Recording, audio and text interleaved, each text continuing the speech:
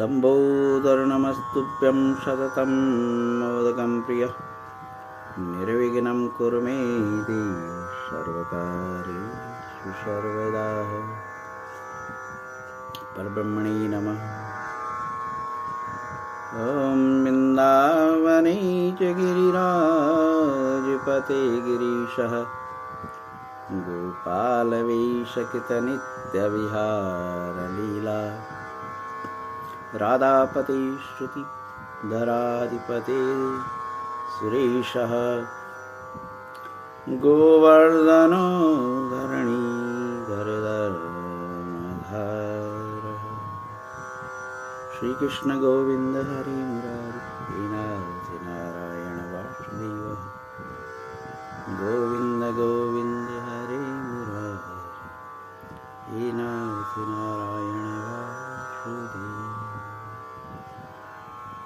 परमात्मा के पवित्र नाम का कोई भी बहाना किया जाना चाहिए, क्योंकि सच में जीवन में साथ देने वाला वो परमात्मा नाम ही है। एकं सर्वगतं व्योमं बहिरंतर यथा घटे नित्यं निरंतरं ब्रह्म सर्वभूतगणैस्ततः। वह परमात्मा घट घट तथा जगत में व्याप्त जगत स्वरूप सच्चित आनंद स्वरूप एकम सर्वगतम व्योमम। इस प्रकार की यह व्योम आकाशमंडल पूरी वसुधा में व्याप्त है, आच्छादित है। इसी प्रकार परमात्म तत्व एक एक जीव, एक एक अंडज, स्वेदज, उद्भिज, जरायुज, स्थावर जंगम सभी जीवों में जो है इस परमात्म तत्व का ऐसा ही निवास है जैसा कि यह व्योम आच्छादित है। आकाशमंडल सर्वदा वसुधा पर आच्छादित है। विशुद्ध वैज्ञानिक विश्लेषण है, कोई कपोल कल्पना नहीं, चर्चा है। और आप सबका सद्विवेक ही प्रेरित करता है कि इस पर चर्चा की जाए। जैसे कि हम विशाल जल राशि से एक बाल्टी निकाल लेते हैं, बाल्टी से लोटा, लोटे से दसों गिलासों में जल वितरित हो जाता है। ऐसे ही वह परमात्मा विराट तत्व जीव जीव में विस्तारित है और पुनः उस विशाल घटकुंभ में ही वह समामेलित हो जाता है। परमात्मा का वह बुलबुला जब तक इस शरीर पिंड में रहता है तो यह पंच भौतिक, यह मैसेनरी जो है, फिजिकल मैसेनरी एक्टिवेट हो जाती है। शास्त्रकारों ने चतुर्विंशति तत्वों से विरचित यह शरीर का बड़ा स्पष्ट उल्लेख किया है। आप इसे एक नल एंड वॉइड सब्जेक्ट न समझें। 24 तत्वों का यह विवेचन बहुत जरूरी है। मैं आपको बताऊं, कुछ वर्ष पूर्व, लगभग 20 साल पहले हमारे मित्र मंडली में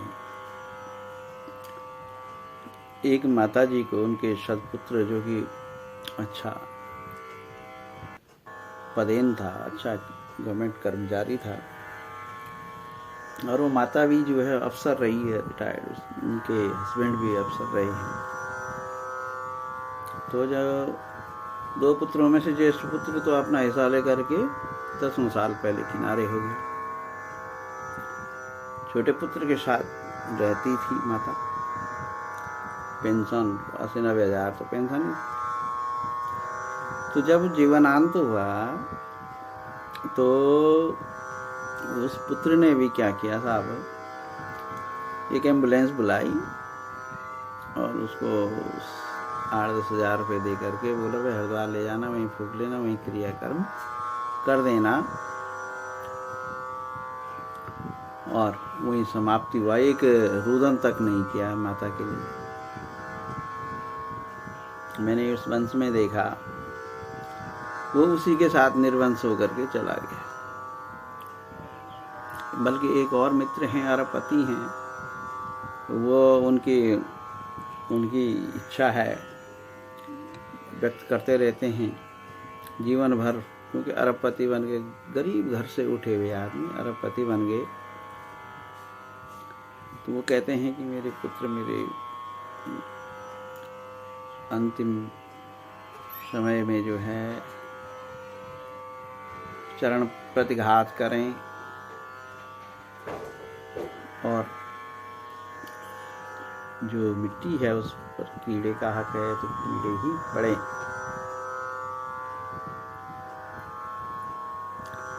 तो ऐसी अभिलाषाएं इंसान की होने लग गई है। डाला लोटे का बाल्टी में डालो, यही पर ब्रह्म का, पंचभूतों का, महाभूत में समामेलित होने का स्वरूप है। एकम सर्वगतम व्योमम बहिरंतर यथा घटे नित्यम निरंतरम ब्रह्म सर्वभूत गणेश तथा। सब प्राणियों में इसी ब्रह्म का इसी प्रकार का अधिवास है। यह अष्टावक्र जी ने बड़ा विश्लेषण राजा जनक को, निमि को किया था भरे दरबार में, जबकि उनके जो विद्वज्जन थे, क्योंकि 8 जगह टूटा हुआ शरीर उस विद्वज्जन का, अष्टावक्र जी का। लेकिन तब उन्होंने जब ये बात बताई, न इदम सत्यम वा न इदम सत्यम, क्योंकि स्वप्न पर विश्लेषण किया था, भयानक स्वप्न से डर गए थे, जिसमें राजा जनक ने स्वप्न में अपनी मृत्यु, रानियों का क्रंदन और कुटुंबी जन, बंधुजनों का अंत्येष्टि को ले जाने का ऐसा दृश्य उन्होंने स्वप्न में देखा था, जिससे भयभीत हो गई और दरबारियों से स्वप्न की मीमांसा करने के लिए कहा था। विविध मीमांसाएं समझ में नहीं आई राजा जनक को। तब कहा कि तुम्हारा राजपद हम छीन लेंगे, राजपुरोहित पद, यदि सत्वर और सम्यक समीक्षा नहीं की स्वप्न की। तो धक्के मार दिए थे अष्टावक्र जी को। लेकिन अष्टावक्र जी ने अंतर्ब्रह्म से जान लिया, कहा तुम्हारे राजा का प्रश्नोत्तर मैं ही कर सकता हूँ, रुके। और तब यह अष्टावक्र गीता प्रकट हुई। जनक और अष्टावक्र जी के संवाद में बड़ा क्रमशः वर्णन है। मैं मोटे मोटे तौर पर अपने ही साधारण अनुभव से और शास्त्रों की प्रेरणा से कुछ बोध चीज़ें बोलना चाहता हूँ कि यह शरीर, जैसा कि हमने आत्म तत्व की मीमांसा की कि वह घटकुंभ है,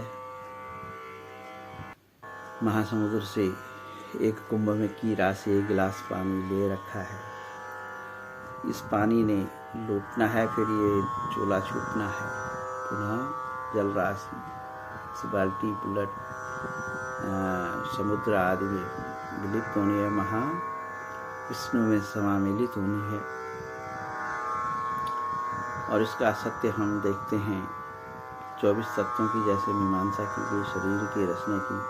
पंचभूत जो हम प्रत्यक्ष देखें, जल, पृथ्वी, वायु, आकाश, ये पंचभूत, अग्नि,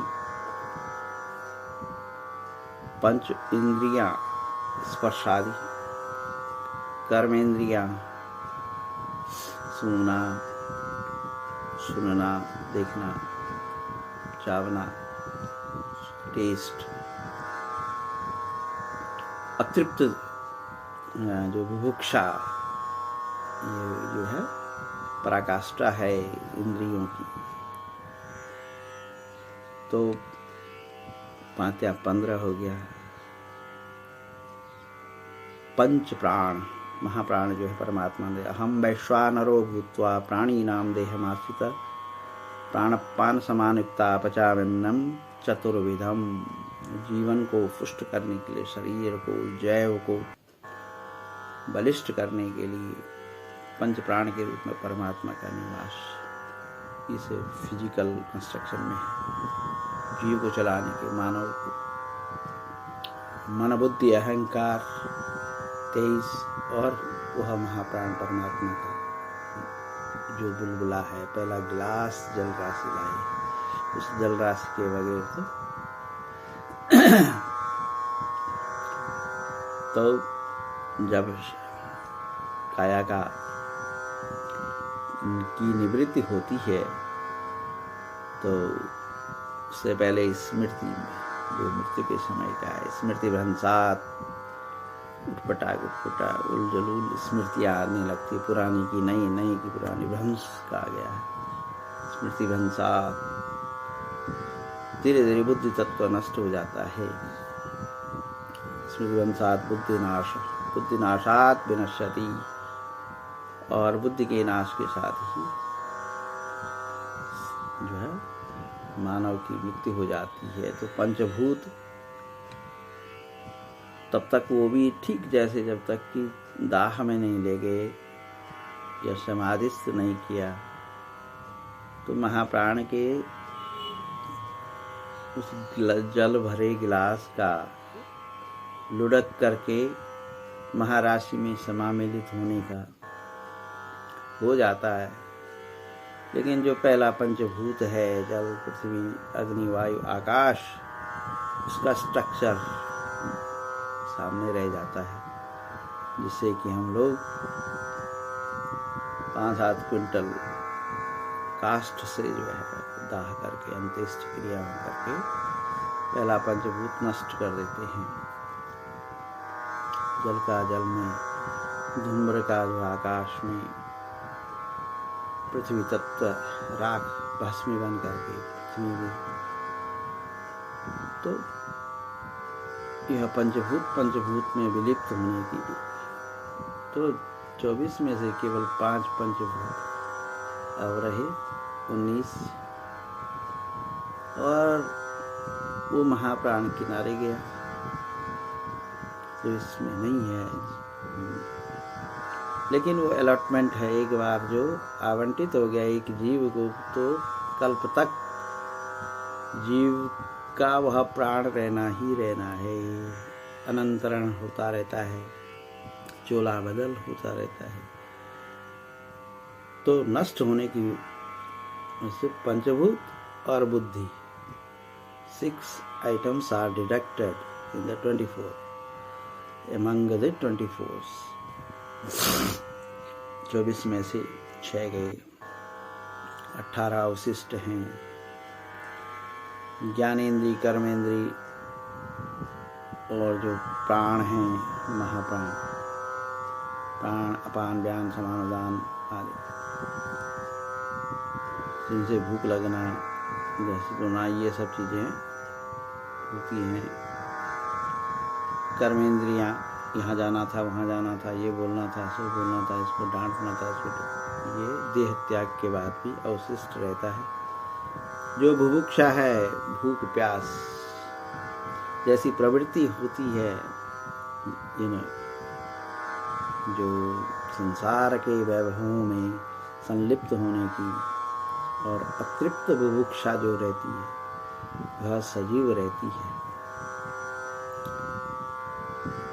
और इनको जो संपूर्ण करता था, वह पंचभूत, जो मैसेनरी था, वो तो फिनिश हो गया। तो बताइए कि उसी को प्रेतत्व कहते हैं कि जब वो जिंदा रहता है, क्योंकि प्रवृत्ति मनम ही मनुष्याणाम कारणम बंध मोक्ष। मन ही मनुष्य का कारण है मोक्ष का और बंधन का। तो बंधन में संलिप्त हम जीवन भर अवस्था में, खट्टे में, मीठे में, श्रृंगार में, इन सब में जब संलिप्त हुए रहते हैं तो बंधन बन गया है। जिसके कारण ये जो ज्ञानेंद्रिय, कर्मेंद्रिय और पंच प्राण, भले पंचभूत नष्ट कर दिया, लेकिन ये जिंदा रह करके, और मन, अहंकार, ये दो चीजें जिंदा हैं। बुद्धि मात्र भी है। बुद्धि अब ये नहीं समझ रही है कि ये नहीं मिलना है, मैं कैसे बोलूं, लेकिन वो अतृप्ति, वो आवेश, क्रोध, इसी का नाम प्रेतत्व है।